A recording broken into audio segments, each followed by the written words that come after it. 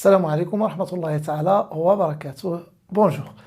Donc toujours avec la leçon des fonctions logarithmes, on passe maintenant aux fonctions logarithmes de base A. Donc je vais prendre un élément réel A qui est strictement positif et différent de 1 et je vais définir ce que c'est qu'une fonction logarithme de base A.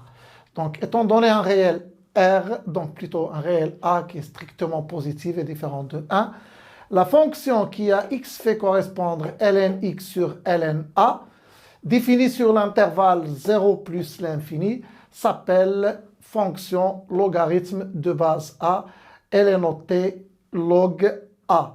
Donc, quel que soit x appartenant à l'intervalle 0 plus l'infini, ouvert en 0, log A de x est égal ln x sur ln a. Donc, il est clair que je dois avoir A strictement positif pour pouvoir parler de ln a.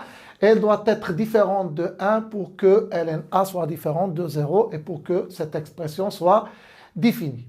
Bon, quelques remarques. Donc, étant donné un réel strictement positif différent de 1, log A de A, c'est égal à 1, puisque log A de A, c'est ln A sur ln A, et ça va donner bien sûr 1. Et log A de 1, c'est égal à 0, puisque log A de 1, c'est log de 1, c'est plutôt ln de 1 sur ln de A. Et bien sûr, ln de 1, c'est 0, et donc j'aurai log A de 1 égale 0. Donc, puisque la fonction ln x est une fonction qui est dérivable sur l'intervalle 0 plus l'infini, donc je peux dire que ma fonction log de base A est aussi dérivable sur l'intervalle 0 plus l'infini, puisque ln a c'est une constante tout simplement. Donc, puisque cette fonction, la fonction qui a x fait correspondre ln x est une fonction qui est dérivable sur l'intervalle 0 plus l'infini, donc la fonction log de base A est une fonction dérivable sur le même intervalle 0 plus l'infini. Plus que ça, quel que soit x dans l'intervalle 0 plus l'infini, donc log A de x', c'est-à-dire la fonction dérivée de la fonction log A sur cet intervalle 0 plus l'infini, c'est égal à quoi? Donc prime de cette fonction, c'est quoi? C'est 1 sur x ln a. D'ailleurs, c'est clair, puisque pour dériver cette fonction, il suffit de dériver la fonction ln x. Donc j'aurai 1 sur x sur ln a, donc c'est 1 sur x ln a. Donc, pour étudier la monotonie de cette fonction, log de base A, donc il suffit d'étudier le signe de cette quantité. Donc, il est clair qu'il y a deux cas à distinguer. Donc, le premier cas, lorsque A est compris strictement entre 0 et 1, le ln A elle va être négative. Donc, cette quantité doit être négative sur l'intervalle 0 plus l'infini. Et donc, je peux dire que la fonction log A est une fonction qui est décroissante sur l'intervalle 0 plus l'infini lorsque A est compris strictement entre 0 et 1. Maintenant, lorsque A est strictement supérieur à 1,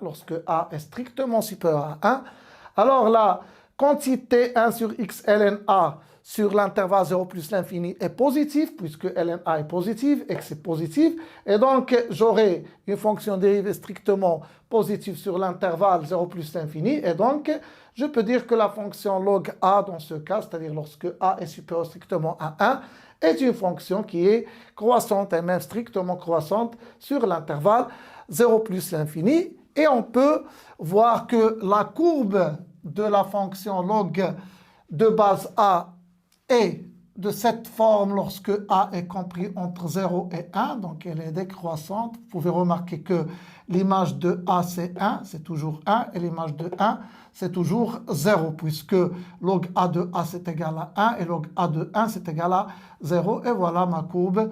Donc c'est lorsque A est strictement compris entre 0 et 1.